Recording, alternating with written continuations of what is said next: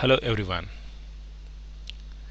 As every one of us try to achieve the highest customer satisfaction, during this course we often land into a bad experience with a customer, and this will directly impact our business. So it's very important to keep our customer happy by giving him a good service. We often see that whenever customer reports an issue, we try to jump into the situation by having a conference calls with the customer or having multiple email exchanges. But still, we lack the required dumps or logs to arrive at the root cause. This often makes our customer unhappy.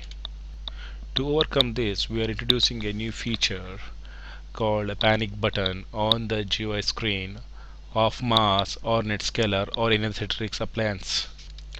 By clicking this, user will alert the Citrix Service Center or the customer service engineer mobile device, and thereby establishing a secure tunnel between the live appliance and the Citrix Service Center. Some of the highlights of this feature is that it uses only spare cycles of the CPU and has a very less memory footprint, thus making sure that it doesn't hinder the performance of the live box. Also, the user who is going to log in through this tunnel will have very restricted access. He can execute only non-disruptive commands, and also he will have only read-only access to all the critical folders. Also, he will have restricted access to all the debug and log folders. The customer also can monitor all the commands executed by this user by a mirrored console view on his monitor. All these features will enhance the customer confidence to use this tool and help us to debug any live system. Thus, we will be able to fix the problem fast and give a good turnaround time to the customer. This will help us to retain the customer confidence in our product and increase our customer satisfaction. Now let's go to the demo. Now let's log into the NetScaler GUI. As you can see, there's a new panic button at the GUI screen. If we click this, we can see that the tunnel is getting established between the Citrix appliance and the Citrix Service Center. We can also see this by capturing the trace on the Wireshark. Now let's log into the NetScaler using this new user access.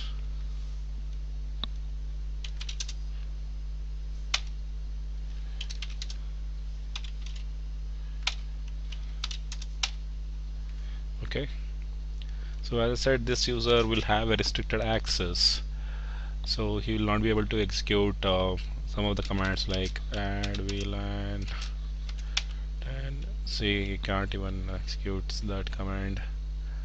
And let's see, can do save C. No, he can't even change the configurations,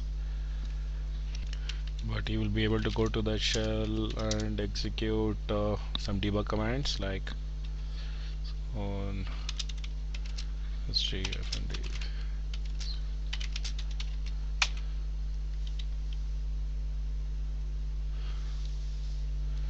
Error like.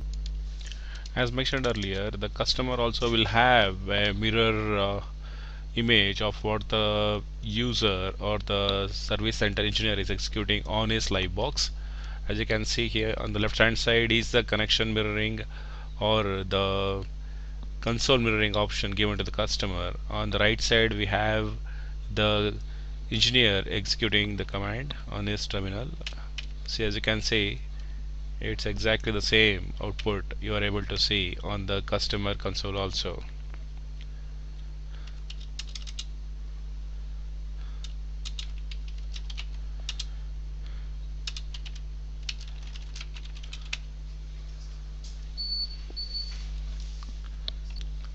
Here is a disclaimer. To implement this idea, we needed various teams' contributions as it involved quite a huge coding effort.